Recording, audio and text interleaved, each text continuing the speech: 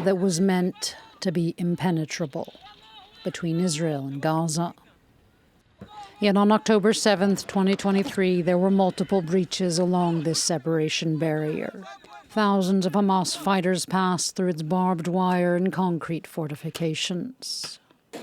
Some came by sea, others by air, with motorized paragliders. That very morning, Yaron Mayor was at home. He fought against Hamas to protect his family. He's accepted to speak to us and relive that day.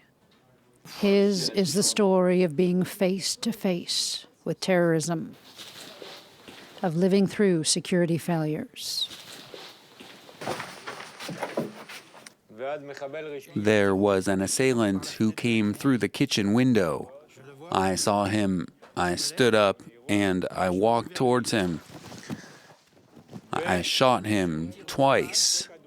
Boom, boom. And he fell outside the house. Mayor was part of a security watch on his kibbutz. He was armed, but he was not trained or prepared to defend his home from such an extensive attack. The worst case scenario that we, the kibbutz's intervention team, were trained for was an attack with a maximum of 10 fighters. And that's something that no one even considered as possible. Hundreds of Hamas fighters would enter the homes on the kibbutz, bringing with them terror, death, and a total security fiasco. Surrounded, Mayor barricaded himself with his wife and children in this room. The bulletproof glass and door saved their lives. But the nightmare would take its toll. He no longer trusts Israel to protect him and his family. It took security forces 4 hours to come to their rescue.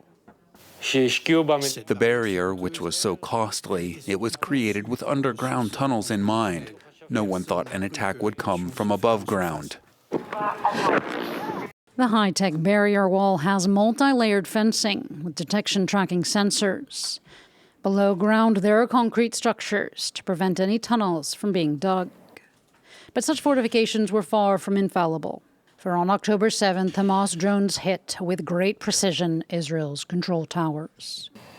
In Tel Aviv, retired generals and judges are leading a citizen-led investigation about Israel's security failures. Israelis will have to make do with the Civilian Commission of Inquiry, as the Israeli government has refused to conduct an official public probe. The Citizen Commission heard the testimonies of surveillance soldiers. Pegged as the eyes of the army, this all-female force, they claimed that their warnings of suspicious activity were not taken seriously. Seen here at their base on October 7th, with Hamas just outside, many of them say that they had sent word of suspicious activity. We observed attempts to cross the barrier, the laying of landmines, patrols. We reported all of this and no one responded. 16 of these surveillance soldiers were assassinated. 7 others were taken hostage. Erez Price is the father of one of the victims. Every week he comes to the memorial that was built right near the base to pay tribute to his murdered daughter and her troopmates. Noah Price was 19 years old. She's photographed here with her fellow soldiers before that tragic day.